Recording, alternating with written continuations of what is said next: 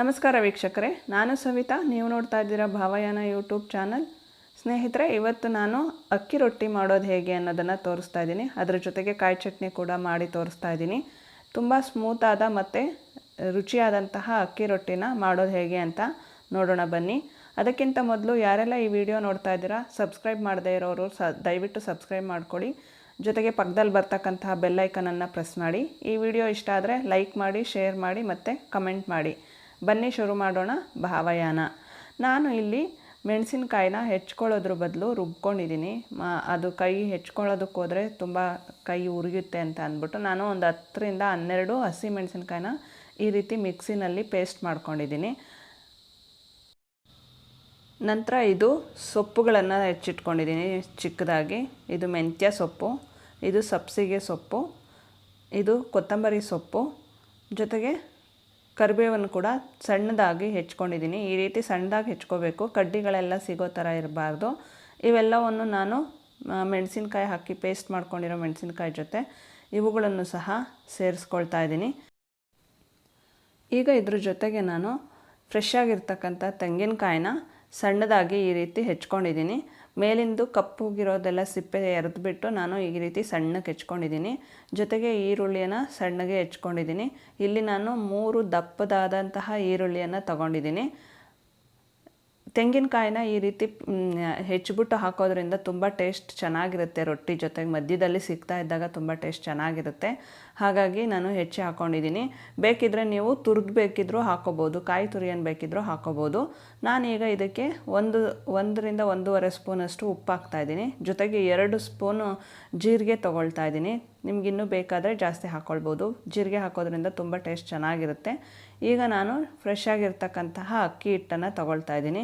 Friends, ಇದು ತುಂಬ ಹಳೆಯದಾದರೆ ಚೆನ್ನಾಗಾಗೋದಿಲ್ಲ. ಅಕ್ಕಿ ಹಿಟ್ಟು ಫ್ರೆಶ್ ಆಗಿರೋದಾದರೆ ಚೆನ್ನಾಗಾಗುತ್ತೆ. ಫಸ್ಟು ಇದನ್ನೆಲ್ಲ ಈ ರೀತಿ ಮಿಕ್ಸ್ ಮಾಡ್ಕೊಳ್ಳೋಣ. ನಾನು ಇದಕ್ಕೆ 3 ಬೌಲ್ ಅಕ್ಕಿ ಹಿಟ್ಟನ್ನು ಹಾಕ್ಕೊಳ್ತಾ ಇದ್ದೀನಿ. 3 ಬೌಲ್ ಅಕ್ಕಿ ಹಿಟ್ಟು ಇದಕ್ಕೆ ಸಾಕಾಗುತ್ತೆ. ಸೊಪ್ಪು, ಈರುಳ್ಳಿ ಎಲ್ಲ ತುಂಬ ಜಾಸ್ತಿ ಇರೋ ಥರ ಇದ್ದರೆ ಚೆನ್ನಾಗಿರುತ್ತೆ ಟೇಸ್ಟು. ನೀವು ಸ್ವಲ್ಪ ಹಾಕ್ಕೊಂಡ್ರೆ ಬರೀ ಅಕ್ಕಿ ಹಿಟ್ಟಿಟ್ಟು ಥರ ಸಿಗುತ್ತೆ. ಹಾಗಾಗಿ ಅಷ್ಟು ಚೆನ್ನಾಗಾಗೋದಿಲ್ಲ. ಸೊಪ್ಪನ್ನು ಈ ರೀತಿ ಬಳಸೋದ್ರಿಂದ ಅಕ್ಕಿ ರೊಟ್ಟಿನೂ ಸಹ ತುಂಬ ಚೆನ್ನಾಗಿರುತ್ತೆ, ಟೇಸ್ಟಿಯಾಗಿರುತ್ತೆ. ಜೊತೆಗೆ ನಮಗೆ ಹೆಲ್ದಿ ಆದಂಥ ಆಹಾರ ಕೂಡ ನಮ್ಮ ಬಾಡಿಗೆ ಸೇರಿದಂಗೆ ಆಗುತ್ತೆ. ಈ ರೀತಿ ಎಲ್ಲದನ್ನು ನೀರನ್ನು ಸ್ವಲ್ಪನೇ ಹಾಕ್ಕೊಳ್ತಾ ಮಿಕ್ಸ್ ಮಾಡ್ಕೊಳ್ತಾ ಹೋಗಿ. ಈರುಳ್ಳಿ ಸ್ವಲ್ಪ ನೀರು ಬಿಟ್ಕೊಳ್ಳುತ್ತೆ, ಅದರಿಂದ ಸ್ವಲ್ಪ ಗಟ್ಟಿಯಾಗಿ ಫಸ್ಟು ಕಲಿಸ್ಕೊಳ್ಳೋದು ಬೆಟರು. ಈ ಹಿಟ್ಟಿಗೆ ನನಗೆ 1ರಿಂದ 1.25 ಲೋಟದಷ್ಟು ನೀರು ಬೇಕಾಗುತ್ತೆ. ನಾನೀಗ ಇದನ್ನು ಕಲಿಸ್ಕೊಂಡು ಆಯಿತು ನೋಡಿ. ಅದಕ್ಕೆ ಕಲಸಿಡ್ತಾ ಇದ್ದೀನಿ. ಅದಕ್ಕೆ ನಾನು ಕಲಸಿ ಒಂದು 10 ನಿಮಿಷ ಇಟ್ಟು ಚಟ್ನಿ ಮಾಡ್ತೇನೆ.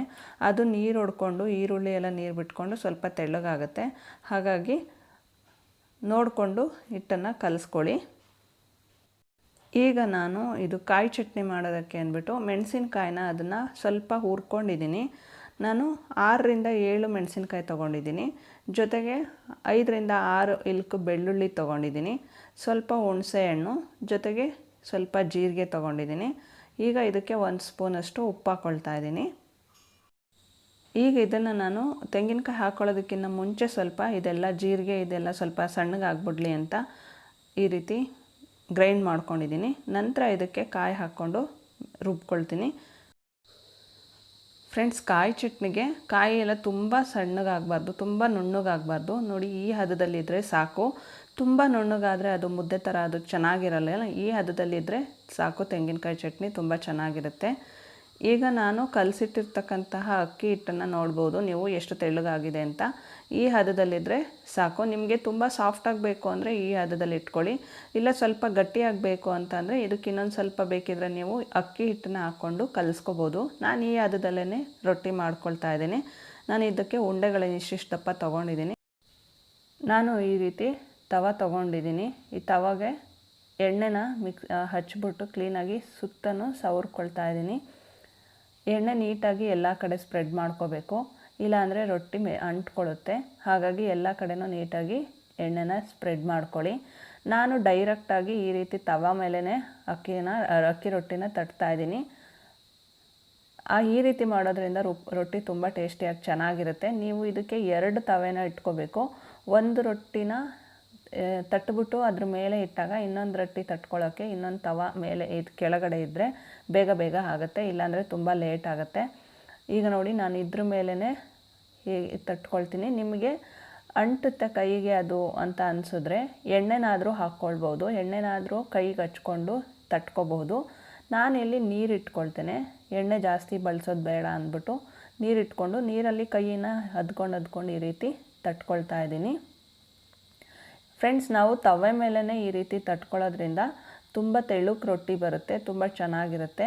ಬಟ್ಟೆನಲ್ಲಿ ಅಥವಾ ಪೇಪರ್ ಮೇಲೆ ನಾವು ತಟ್ಬಿಟ್ಟು ಅಲ್ಲಿಗೆ ಹಾಕೋಷ್ಟರಲ್ಲಿ ಸ್ವಲ್ಪ ದಪ್ಪ ಬರುತ್ತೆ. ಈ ರೀತಿ ಮಾಡಿಕೊಂಡ್ರೆ ರೊಟ್ಟಿ ತುಂಬ ತೆಳ್ಳಗೆ ಬರುತ್ತೆ, ಜೊತೆಗೆ ಟೇಸ್ಟು ತುಂಬ ಚೆನ್ನಾಗಿರುತ್ತೆ. ಒಂದು ಸಲ ಈ ರೀತಿ ಟ್ರೈ ಮಾಡಿ ನೋಡಿ ಎಷ್ಟು ತೆಳ್ಳಗೆ ರೊಟ್ಟಿ ಬರ್ತಾಯಿದೆ ಅಂತ.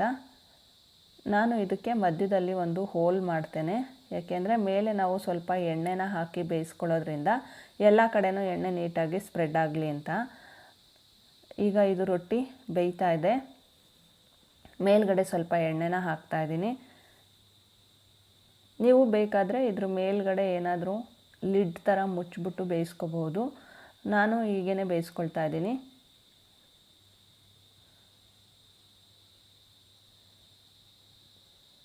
ಈ ರೊಟ್ಟಿ ಒಂದು ರೊಟ್ಟಿ ಆಯಿತು. ಈಗ ನಾನು ಇನ್ನೊಂದು ರೊಟ್ಟಿನ ತೋರಿಸ್ತಾ ಇದ್ದೀನಿ. ಮತ್ತು ಅದೇ ಪ್ರೊಸೀಜರ್ನ ಫಾಲೋ ಮಾಡಬೇಕು. ನಾನು ಕೈಗೆ ಎಣ್ಣೆ ಹಚ್ಕೊಂಡಿದ್ದೀನಿ ಫಸ್ಟ್ ಟೈಮು, ಆಮೇಲೆ ನಂತರ ತಟ್ಟಬೇಕಾದ್ರೆ ಸ್ವಲ್ಪನೇ ನೀರು ಅದ್ಕೊಂಡು ತಟ್ತಾ ಹೋಗ್ತೀನಿ. ಫ್ರೆಂಡ್ಸ್, ಈ ರೊಟ್ಟಿ ಹಾಗೆ ತಿನ್ನೋಕ್ಕೆ ಕೂಡ ಚೆನ್ನಾಗಿರುತ್ತೆ. ಜೊತೆಗೆ ಚಟ್ನಿ, ನಾನು ಇದ್ರ ಜೊತೆಗೆ ಕಾಯಿ ಚಟ್ನಿನ ತೋರಿಸ್ತಾ ಇದ್ದೀನಿ. ಕಾಯಿ ಚಟ್ನಿ ಜೊತೆಗಂತೂ ತುಂಬ ಚೆನ್ನಾಗಿರುತ್ತೆ ಟೇಸ್ಟು. ಬೇಕಿದ್ದರೆ ನೀವು ಚಟ್ನಿ ಪುಡಿ ಅಥವಾ ಮೊಸರು ಉಪ್ಪಿನಕಾಯಿ ಜೊತೆ ಕೂಡ ತಿನ್ಬಹುದು. ಬಟ್ ಇದು ತುಂಬ ಹಾಗೆ ತಿನ್ನೋಕ್ಕೆ ಕೂಡ ತುಂಬ ಚೆನ್ನಾಗಿರುತ್ತೆ, ಟೇಸ್ಟಿಯಾಗಿರುತ್ತೆ. ಆದಷ್ಟು 2 ತವಾನ ಯೂಸ್ ಮಾಡಿ. ಒಂದು ತವಾನಲ್ಲಿ ರೊಟ್ಟಿ ಬೇಯಿಸ್ತಾ ಇರಬೇಕಾದ್ರೆ ಇನ್ನೊಂದು ತವಾನ ರೊಟ್ಟಿ ತೆಗೆದ ತಕ್ಷಣವೇ ನಲ್ಲಿ ಕೆಳಗಡೆ ನೀರಲ್ಲಿ ಸ್ವಲ್ಪ ಹಿಡಿದ್ಬಿಟ್ರೆ ಅದು ರೊಟ್ಟಿ ಇದು ತವಾ ತಣ್ಣಗಾಗುತ್ತೆ, ತಕ್ಷಣ ನಾವು ರೊಟ್ಟಿ ತಟ್ಕೊಳ್ಳೋಕ್ಕೆ ಸರಿ ಹೋಗುತ್ತೆ. ನಿಮಗೆ ಸ್ಮೂತಾಗಿ ಬೇಕು ಅಂತ ಅಂದರೆ ತುಂಬ ಜಾಸ್ತಿ ರೋಸ್ಟ್ ಮಾಡೋಕ್ಕೆ ಹೋಗಬೇಡಿ, ಇಷ್ಟು ಬೆಂದರೆ ಸಾಕಾಗುತ್ತೆ.